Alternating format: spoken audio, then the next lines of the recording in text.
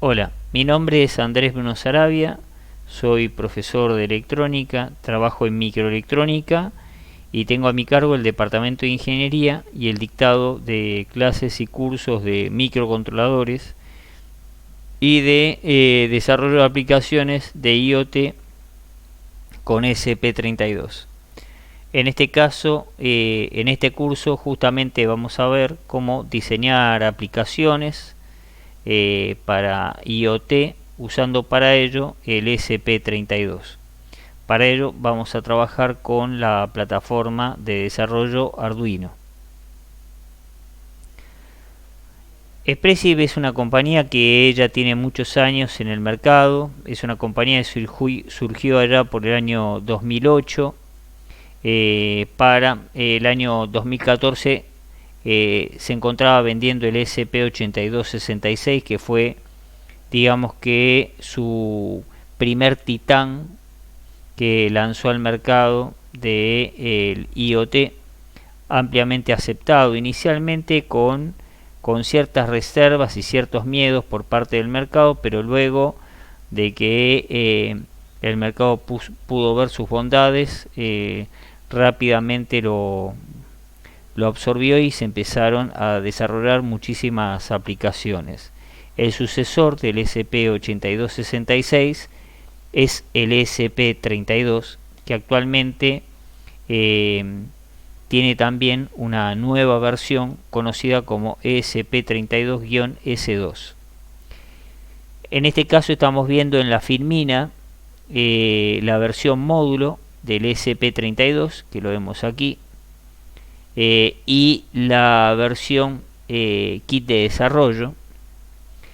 La diferencia radica en que el kit de desarrollo incorpora no solamente el módulo, sino que también se incorpora un regulador del tipo LDO para reducir la tensión de entrada aplicable al pin BIN, que es una tensión generalmente de 5 volt, a la tensión de trabajo del ESP32. Estos módulos trabajan a una tensión de 3,3 volt. Y además se incorpora un puente de Silicon Lab, el GP2102, que me permite bajar el programa de mi aplicación desde mi PC a través del USB hacia la UART número 0 que tiene el SP32. El kit de desarrollo y los módulos vienen con un bootloader cargado dentro de la memoria de programa del SOC, que viene bajo la parte metálica. Si yo retiro el capuchón metálico, me voy a encontrar allí con el SOC, el System on Chip, así es como se lo llama. Y veremos allí también la memoria E²PROM del tipo SPI, que es donde va a parar nuestro programa y que ya viene grabado de fábrica el bootloader, con lo cual prescindimos directamente del uso de un programador. La versión anterior fue el SP8266, también con la misma temática de producción, es decir, un dispositivo que venía con un bootloader cargado. También traía un pequeño microcódigo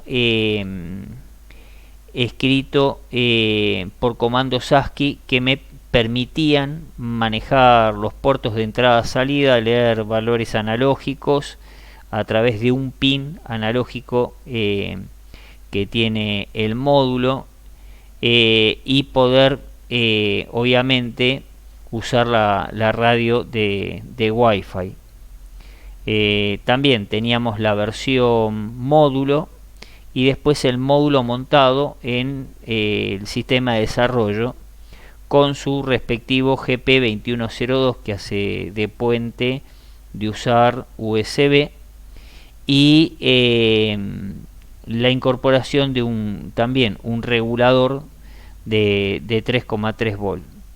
Las versiones módulo traen una serie de pulsadores que me permiten resetear el módulo y habilitar el flasheo del código en el dispositivo.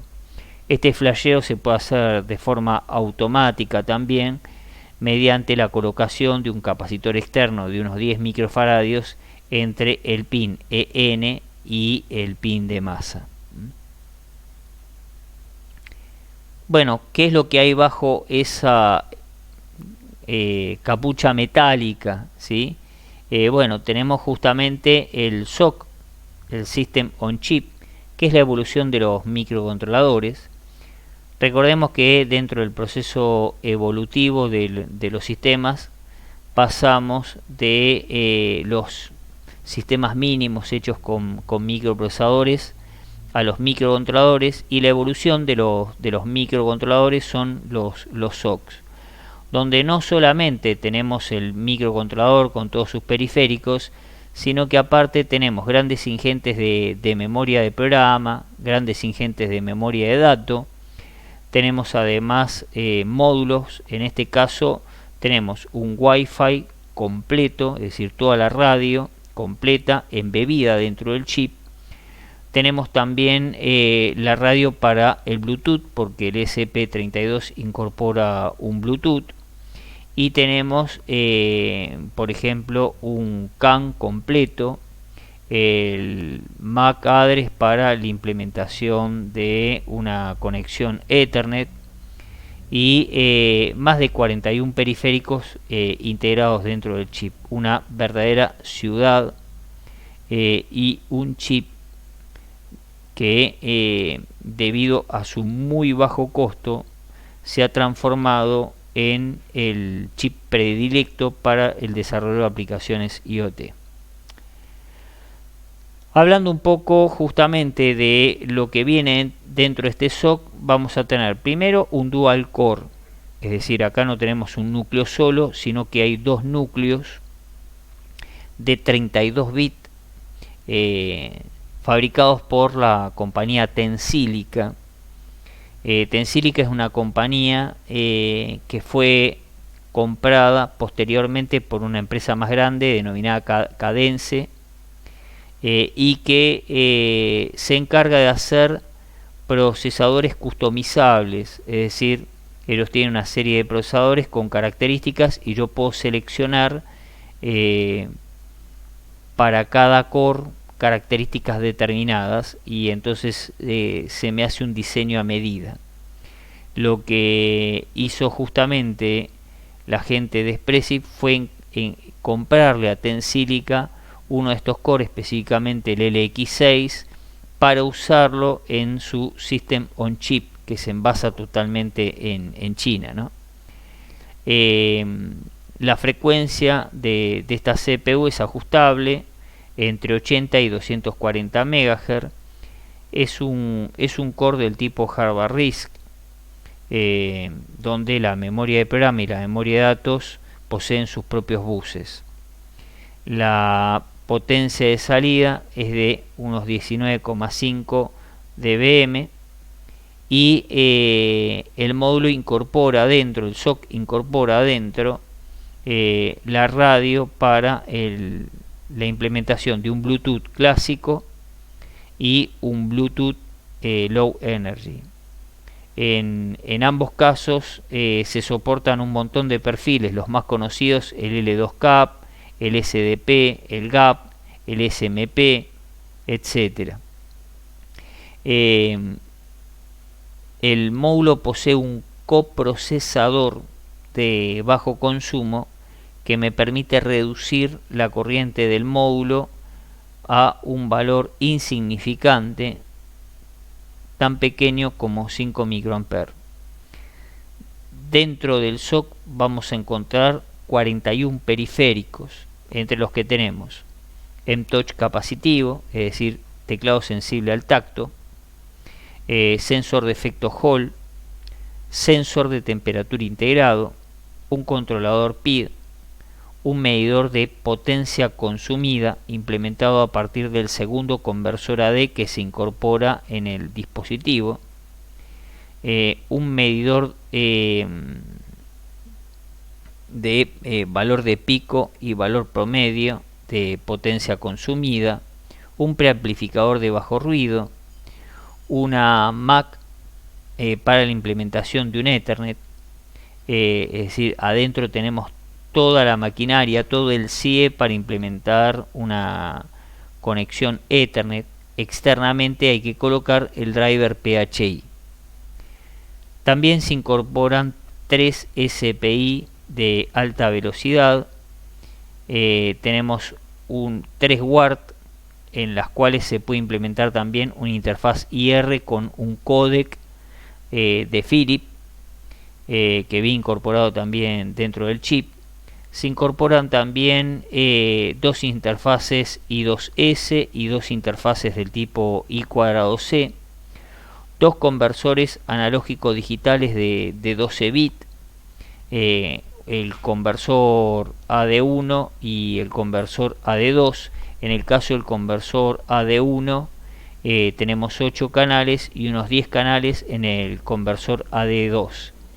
Estos 2 conversores pueden funcionar de forma simultánea, pero cuando se trabaja con el Wi-Fi, el conversor AD2 queda asignado al medidor de consumo de la radio de Wi-Fi. Como consecuencia nos queda operativo el conversor AD1. Esto es muy importante porque si mi aplicación trabaja con sensores analógicos, tienen que recordar de que queda funcionando solamente con el Wi-Fi encendido el AD1. Después también se incorpora una interfaz para memorias del tipo micro SD. Tenemos 2 DAC de 8 bits, los conversores son de 12 bits, un PWM para control de LED con 10 bits de resolución, con frecuencias que pueden ir desde 100 Hz hasta 300 kHz, con una resolución de 10 bits en ese valor, y a baja frecuencia podemos tener hasta 14 bits de resolución. Este PWM está constituido por 16 canales mapeados en todos los puertos de entrada-salida, y yo puedo especificar por qué puerto sale qué PWM. Además de esto, poseemos un PWM para control de motores, es decir, un PWM que me permite controlar un puente trifásico para hacer un inverter trifásico. Tenemos un sistema de interrupciones para interrupciones externas mapeado en todos los puertos de entrada-salida. Además se incorpora en todos los puertos de entrada-salida la posibilidad de habilitar un pull-up o un pull-down. Incorporamos dentro del SOC también 3 timers de 64 bits. Respecto del core, vamos a decir que el core pertenece a la familia LX6 de Tensilica. Es un dual core, es decir, tenemos 2 núcleos LX6 dentro. El espacio de direccionamiento es simétrico. De esta forma, cualquiera de los 2 núcleos puede acceder tanto a periféricos como al espacio de memoria de programa, como al espacio de memoria de datos. En total tenemos entre direcciones asignadas a datos y direcciones asignadas a instrucciones, un espacio completo de 4 GB. Tenemos 1.2 MB de direccionamiento para memoria embebida y unos 19 MB para direccionamiento de memoria externa.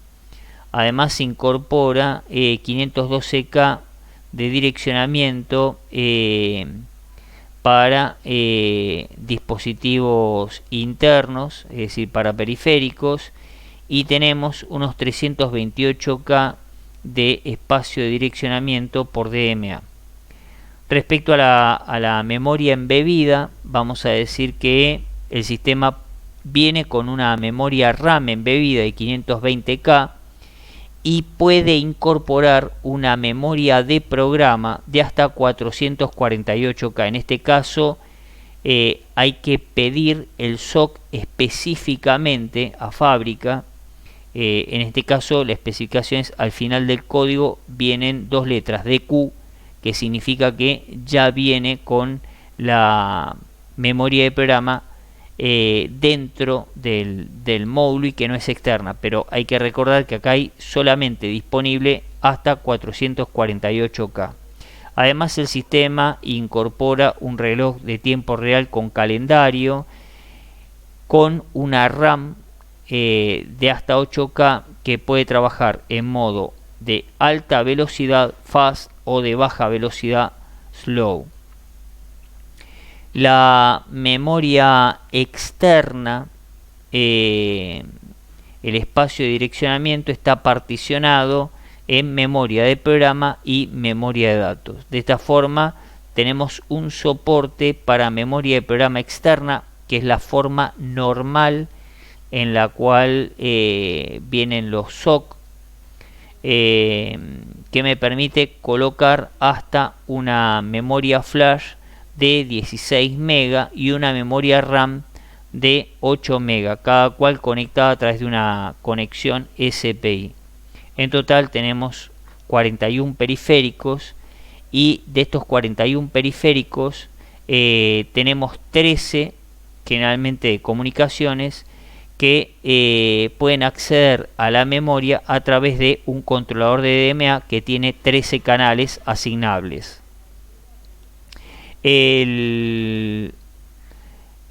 Podemos ver en esta filmina el Extensa LX6, que se trata de un procesador de muy alto rendimiento de 32 bits.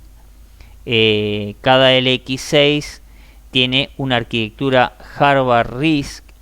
Al tener una arquitectura Harvard, tenemos un pipeline de instrucciones de 5 niveles en este caso, y un bus de instrucciones y un bus de datos por separado, lo cual acelera la velocidad de procesamiento del sistema. Bueno, aquí podemos ver entonces el diagrama de bloques, donde podemos ver cada uno de los periféricos que hemos comentado. Vamos a comentar también que el ESP32 se caracteriza por traer un sistema de criptografía por hardware que me soporta los sistemas RSA, SHA, RNG y AES, que son muy típicos para el desarrollo de aplicaciones donde yo tengo que manejar, por ejemplo, tarjetas de crédito y demás, y necesito encriptar la información de las mismas. Por esta característica esencial y única prácticamente en el mercado respecto a este chip de IoT, respecto de la competencia, ESP32 se transformó en un partner de Google, y Google Cloud lo ha premiado, ¿sí?, por ser la mejor solución para desarrollo de IoT, e incluso es la primer sugerencia del Google Cloud, con todo el soporte que le da la plataforma, que es fundamental hoy en día para el desarrollo de aplicaciones IoT. También vamos a aclarar que ESP32 posee su licencia para la Comunidad Europea, es decir, que cumple con todos los estándares, ¿sí?, establecidos por la Comunidad Europea, y que es una herramienta de preferencia justamente en Europa para el desarrollo de aplicaciones de este tipo.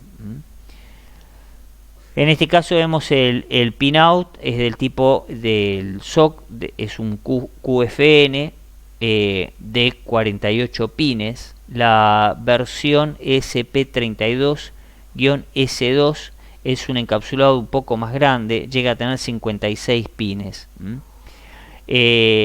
Necesitamos muy pocos componentes externos para poder poner en marcha el dispositivo.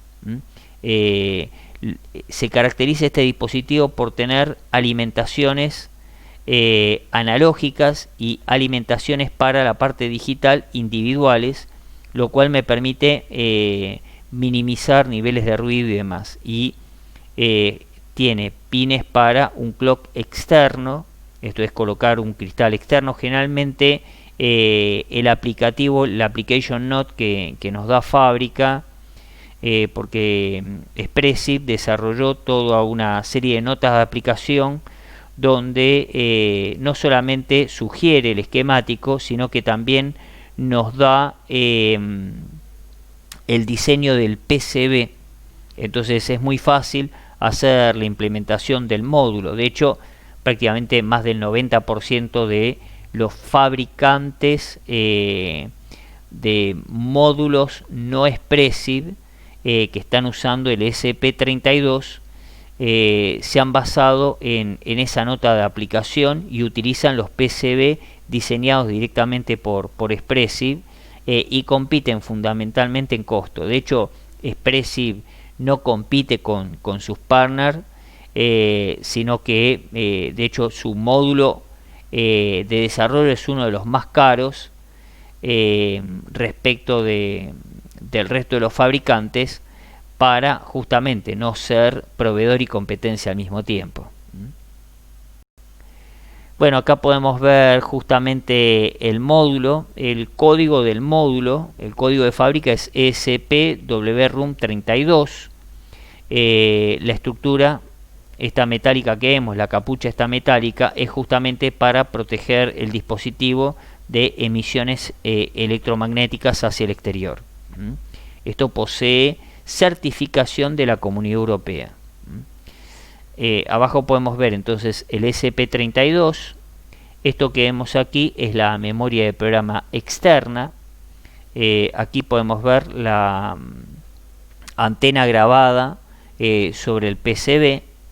Esto que vemos aquí es básicamente el adaptador de impedancia.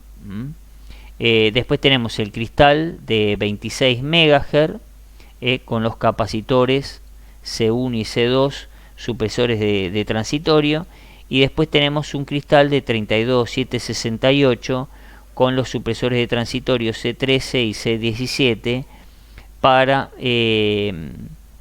el manejo del reloj de tiempo real. Esta es la versión módulo, ¿no? Bueno, en este caso vemos el pinout del módulo, donde podemos ver, bueno, que los pines son multifunción. La versión módulo expone todos los pines del SOC, prácticamente todos los pines del SOC quedan expuestos, todos los puertos de entrada-salida que puede usar el usuario. Podemos ver acá entonces los canales analógicos de la ADC1 y los canales analógicos de la ADC2. Podemos ver todas las interfaces de comunicaciones, SPI, WART y todos los puertos de entrada-salida, los terminales M-Touch, donde directamente podemos conectarlo a un pad en el PCB para que sea sensible al tacto. La verdad que es una herramienta espectacular la que hizo Espressif. De hecho es su caballo de batalla. Para poder usar el módulo y poder bajar el código, el aplicativo al módulo, lo que necesitamos es un convertidor, usar USB. Se puede usar tranquilamente esos convertidores que vienen para Arduino, y conectamos el TX y el RX de forma cruzada al RX 0 y al TX 0 del módulo, y además necesitamos conectar, para poder programarlo, el puerto IO0 a masa y el pin EN, que es el habilitador del flasher, conectarlo directamente a 3,3 volt. Una vez que bajamos el código, el módulo ya viene con el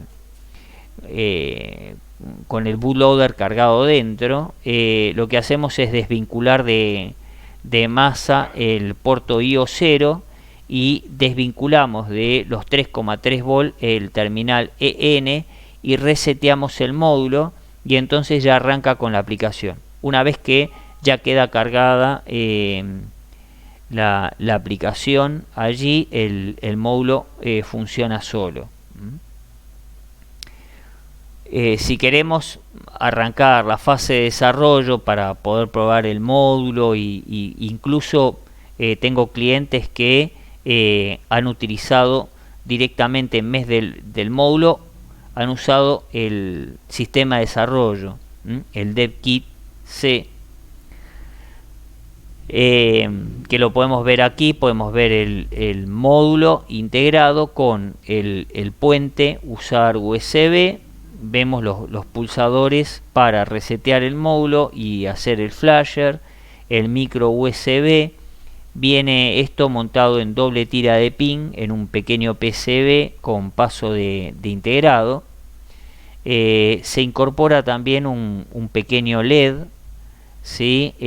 Para 5 volt, y generalmente viene un LED aplicativo montado en el pin número 13, en el puerto 13. Aquí podemos ver entonces el pinout del sistema de desarrollo. Este es el sistema de desarrollo de 30 pines. Hay otra versión de 36 pines, donde bueno, tenemos ahí acceso a toda la versión del módulo. Esta es una versión un poquito más pequeña, hay 6 puertos que no están, pero es el módulo más utilizado y el más económico. El de 36 pines es un poco más caro. Todos los puertos que tienen la senoide es porque tienen control PWM. Como ven, tenemos acceso al PWM por todos los puertos. Tenemos acceso al conversor analógico digital, ¿sí? De 6 canales en el caso del ADC1, y también tenemos el ADC2, donde tenemos allí el resto de los canales, ¿no? Tenemos un total de 9 canales del ADC2 y 6 canales del ADC1. Tenemos los 2 DAC, 2 WARD, es decir, la WARD 0 y la WARD 2, porque este módulo está pensado, generalmente el de 30 pines, para que se pueda conectar, por ejemplo, a un SIM800L. De hecho, hay una placa hecha por un fabricante que asocia el ESP32 con un SIM800L, y entonces ahí suma la conectividad completa, porque no solamente tenemos el Wi-Fi y el Bluetooth, sino que también tenemos la posibilidad de conectarnos con celulares, ¿sí? a través de mensajes de texto. Bueno, si hacemos una comparativa entre el ESP32 y el 8266, vamos a ver que tiene características sobresalientes. Bueno, primero que el core es muy superior, porque esto es un LX6 contra el viejo LX101 que venía. Esto es un dual core, el otro era single core.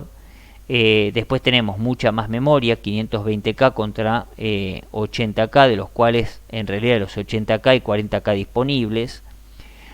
Tenemos hasta 16 MB con el ESP8266, que tan solo tenía hasta 4 MB.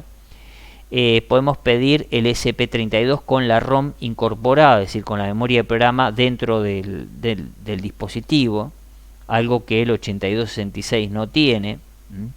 Después el resto de características son similares. Lo que pasa es que el 8266 no trae supervisor de bajo consumo, y sí lo incorpora el ESP32. Respecto de periféricos, bueno, el ESP32 es muy superior porque viene con Bluetooth, trae 3 WARD, 2 I²C, 4 SPI, tiene también muchísimos más puertos que el ESP8266, pero si yo utilizo todas las interfaces de comunicación, pierdo posibilidades de puertos de entrada-salida. Entonces, si yo uso todos los puertos de comunicación, el M-Touch, el conversor analógico digital y demás, me quedan 11 puertos disponibles, ¿sí? En vez de tener un solo canal de 10 bits, el ESP32 tiene 18 canales del conversor AD repartido en dos conversores de 12 bits cada uno. Aparte incorporamos el preamplificador, los DAC, que son cosas que no tenía el 8266. Después tenemos también la MAC para la implementación Ethernet, el CAN, el sensor de efecto Hall, el sensor de temperatura, que son cosas que tampoco venían en el 8266. Los timers, pasamos de 3 a 4 timers, pero estos timers son de 64 bits. La encriptación de datos por hardware, que es algo que el 8266 no tenía, ¿sí? Como vemos, las características son muy sobresalientes. Bueno, veamos entonces las distintas versiones de módulo. En este caso vemos las distintas opciones de módulo, donde vemos el ESP32 WRoom 32D, que es la versión que más uno ve, que incorpora ya la antena de Wi-Fi. Después tenemos la versión U, es decir, 32U, que viene cuando uno necesita poner el módulo dentro de una cápsula metálica y necesita que la red de Wi-Fi la antena de Wi-Fi esté externa. Entonces el módulo incorpora un conector UFL. Esto aparte nos da mayor capacidad de recibir señales, porque podemos poner la antena bien alta y aumentamos así la sensibilidad del módulo y su capacidad y distancia para poder cubrir con el Wi-Fi, en el caso de hacerlo funcionar en modo AP. Y después tenemos una versión nueva, que es el ESP32 solo 1, que la diferencia que tiene con el ESP32D es que acá viene un solo LX6, es decir, tenemos todo lo que tenemos en un ESP32 convencional, pero sin ser dual core. Esto es single core. Y después tenemos los módulos Rover, ESP32W Rover, que incorporan, además de más memoria de programa externa, la memoria RAM, que es fundamental si yo voy a hacer procesamiento de sonido y de imagen. E incluso tenemos 4 módulos, porque hay 2 que vienen con la versión tradicional del ESP32 es decir, el dual core, y después tenemos una versión mejorada que es el ESP32D0WD versión 3, que es una versión mejorada respecto al el SOC original, ¿no?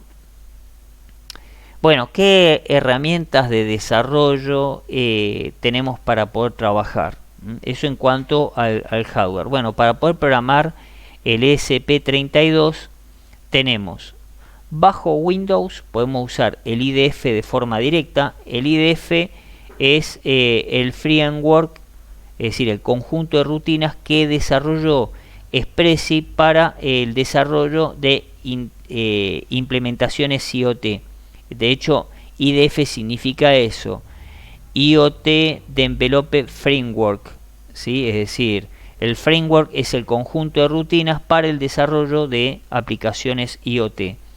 Lo que pasa es que este conjunto de rutinas y el compilador y demás están pensados para trabajar en modo consola por intérprete de comandos. Como consecuencia de eso, se hace bastante antipática la interfaz para poderse manejar. Y entonces usamos un IDE. Los IDEs que tenemos son tres. Tenemos el Arduino IDE, que es el que nosotros recomendamos y es con el cual vamos a trabajar durante el curso. Después tenemos el Visual Studio Code, que es el desarrollado por Microsoft y que necesita de un plugin que es el Platform IO.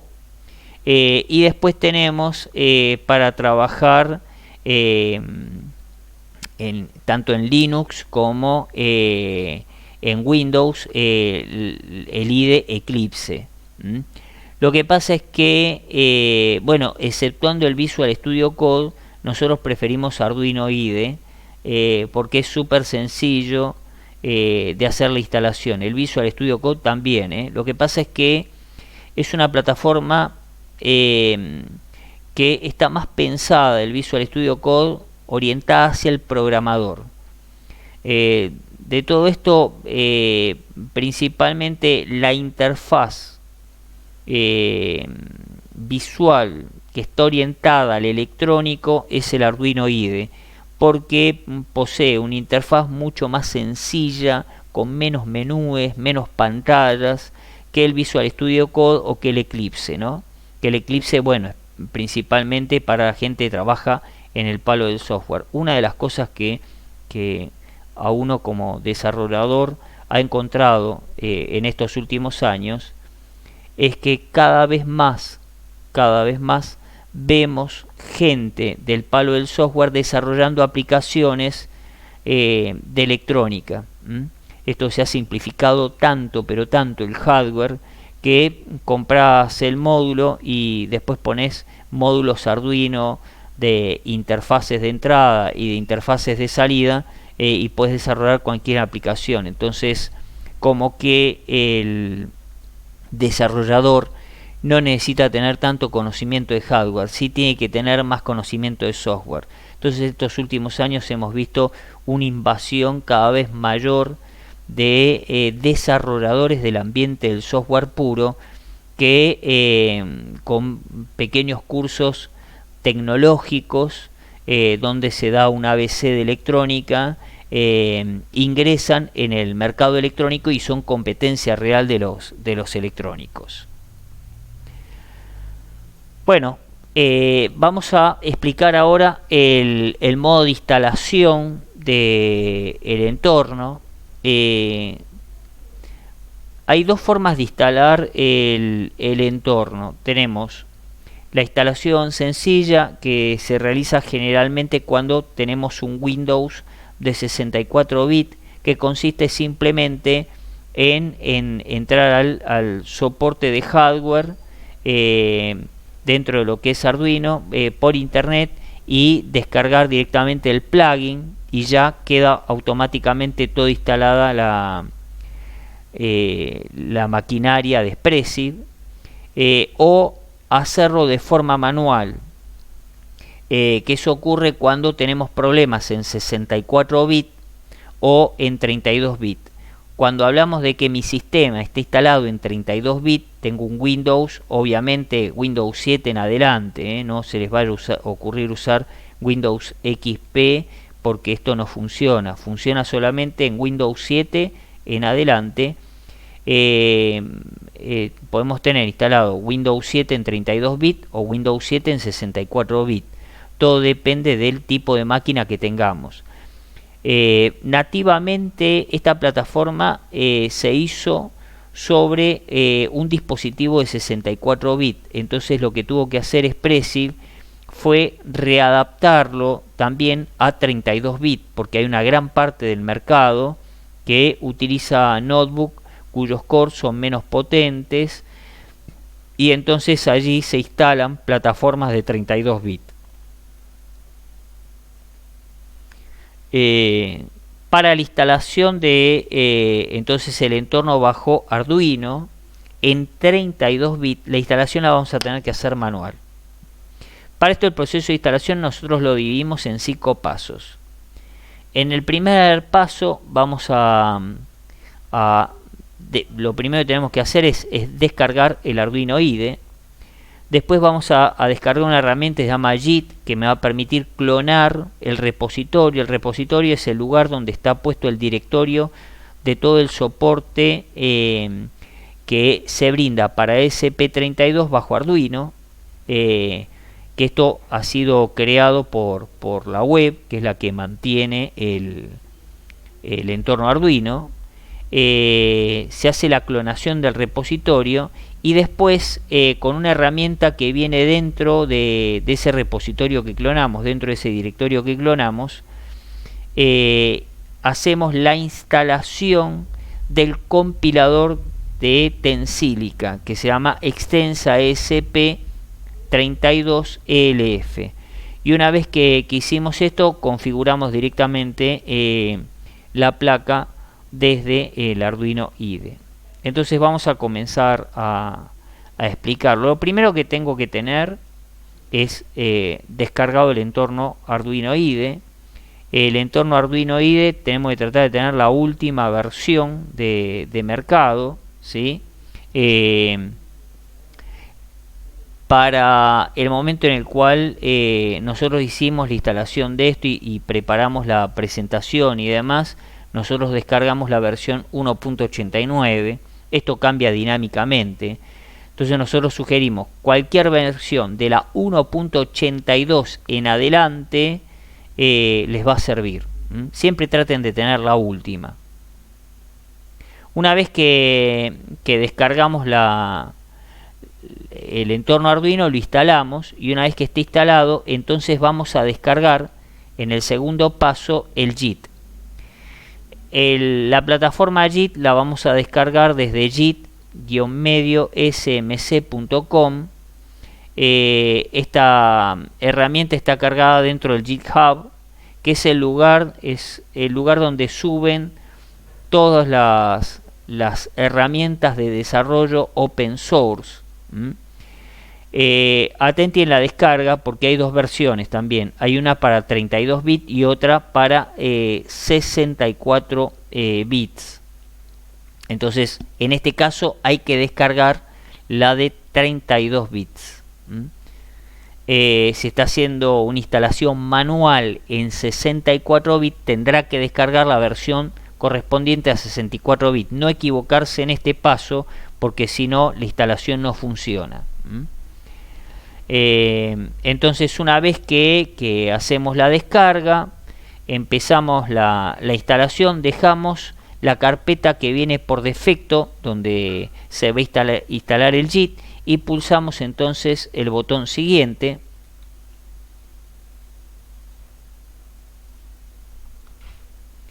Y se inicia el proceso de instalación. Este proceso de instalación va a llevar algunos minutos en realidad, porque tiene que descargar toda la herramienta e instalarla.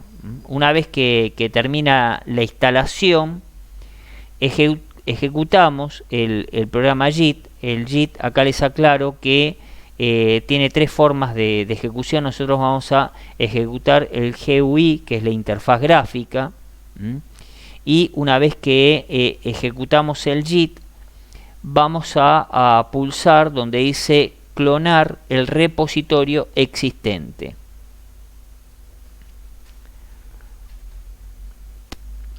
Una vez que hacemos esto, se va a abrir una ventana que es para hacer la clonación. Lo primero les vamos a comentar es que clonar un repositorio es básicamente ingresar a una URL que nosotros le vamos a especificar, y lo que va a hacer el programa allí es copiar el directorio que está en esa URL dentro de mi máquina, para lo cual vamos nosotros a tener que haber creado una carpeta dentro de mis documentos. En mi máquina, en mis documentos Arduino, cuando yo lo instalo, creo una carpeta que se llama Arduino. Dentro de esa carpeta Arduino vamos a tener que crear una carpeta que diga hardware expressive, y entonces el repositorio me va a grabar allí dentro, ¿sí? El directorio desde la URL que yo le di. Entonces, lo que vamos a hacer es copiar esta URL, que es justamente donde está el soporte, en la localización fuente, y luego vamos a copiar el destino, para lo cual vamos a tener que tener el nombre mío de usuario, mis documentos, Arduino, hardware, Expressive, ESP32. Atenti, porque hay que observar que el repositorio de donde vamos a copiar está hecho bajo las normativas de Linux. Por eso es que ustedes ven la barra esta, que es la de división, y Windows trabaja con barra invertida. Por lo tanto, es muy importante, y esto no es un error, ¿sí?, de que la URL fuente, ¿sí?, use la barra de división, mientras que el directorio donde lo vamos a clonar, como es sobre Windows, tenga que usar la contrabarra, que la vemos acá. Es decir que si ustedes miran acá van a ver que las barras están invertidas, pero esto tiene que ser así, porque si no se produce un error. Una vez que hemos colocado justamente la URL fuente y el destino, picamos clone y entonces inicia el proceso de clonación. Este proceso va a llevar un tiempo largo, ¿sí? Porque tiene que entrar al repositorio y, dependiendo de la velocidad de mi máquina, empezar a descargar todo. Lleva un tiempo, ¿sí? Lleva unos cuantos minutos. A mí la descarga me llevó casi media hora. Una vez que termina toda la descarga y el armado de la carpeta, nosotros tenemos que verificar que esto esté bien, y para eso entonces vamos a entrar Arduino, hardware, Expressive, y dentro de Expressive vamos a encontrar una carpeta que dice ESP32. Dentro de esa carpeta vamos a encontrar un árbol de un montón de carpetas y archivos, y hay una carpeta específica denominada Tools. Entonces hacemos allí doble clic y vamos a buscar ahora un archivo específico que se llama get.exe.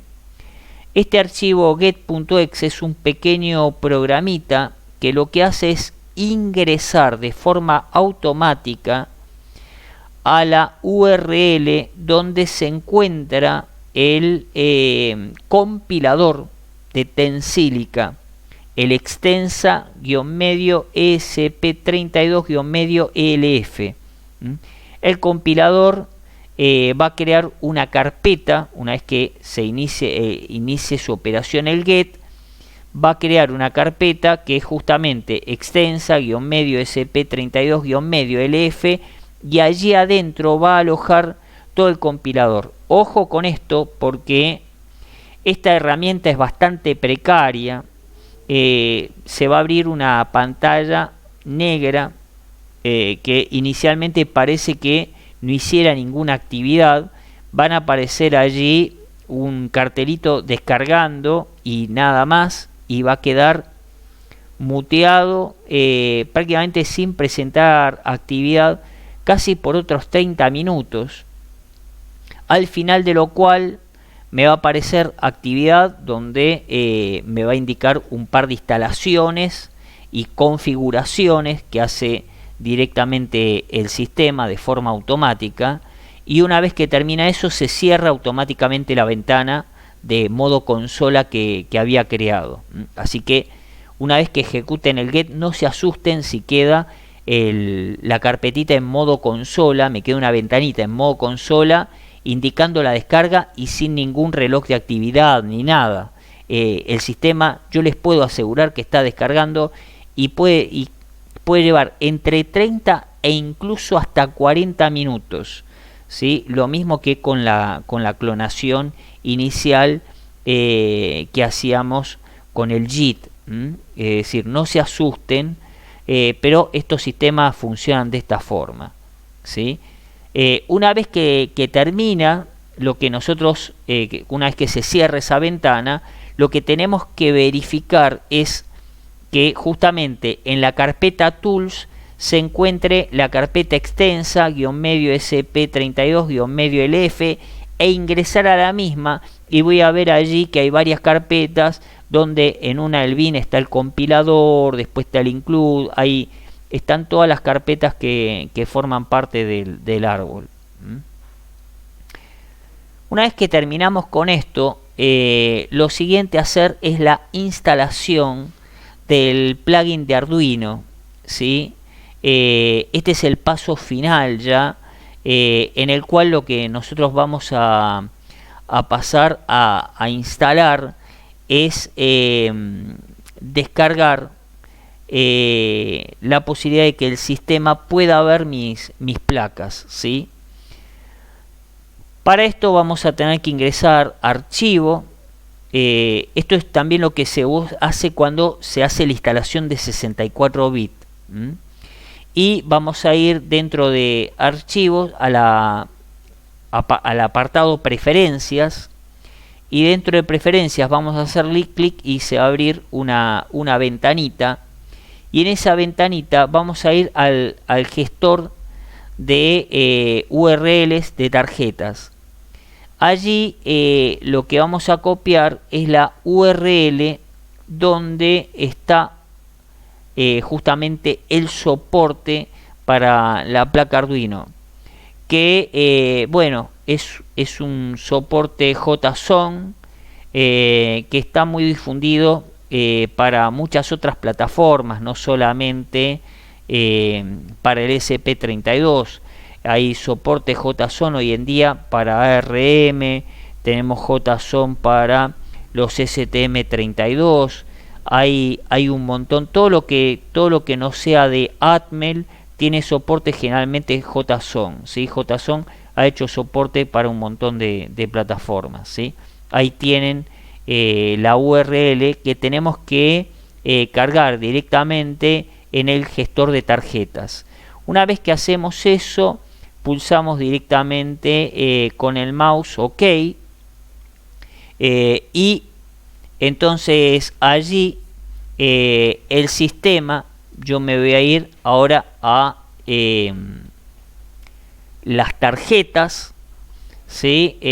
Al administrador de tarjetas, que eso está dentro de lo que es la configuración, y vamos directamente a poner SP32, descargamos el plugin, sobre todo cuando trabajamos con 64 bits, lo instalamos y listo. Bueno, si yo ya tengo todo instalado, lo único que tengo que hacer es seleccionar una de las placas.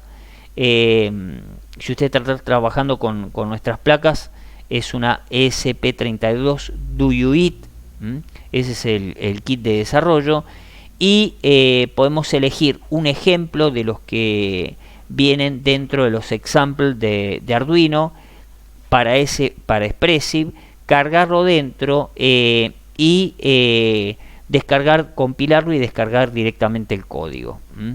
La comunicación en este caso generalmente por default es 115.200 y la velocidad del core está a 80 MHz. Acá podemos ver justamente donde fuimos al soporte de hardware, y allí en el soporte de hardware bueno, nos va a aparecer el puerto donde está, vemos la placa, ¿sí? Pueden usar un módulo general si usted no tiene especificado, no conoce cuál es el origen de su placa, puede poner el módulo genérico. El nuestro es el DoYouIt, que es una de las mejores herramientas desarrolladas, ¿no? Bueno, hasta aquí hemos llegado. Esperamos que haya servido esta clase. Esperamos encontrarnos en la próxima clase, que es la clase 2, donde ya vamos a aplicar específicamente y a trabajar con inicialmente los puertos de entrada-salida. Vamos a ver allí puntualmente las características de los puertos de entrada-salida, cómo opera el core, el bus interno APB que el sistema tiene y demás. Muchísimas gracias. Si Dios quiere lo permite, nos encontraremos en nuestra próxima clase.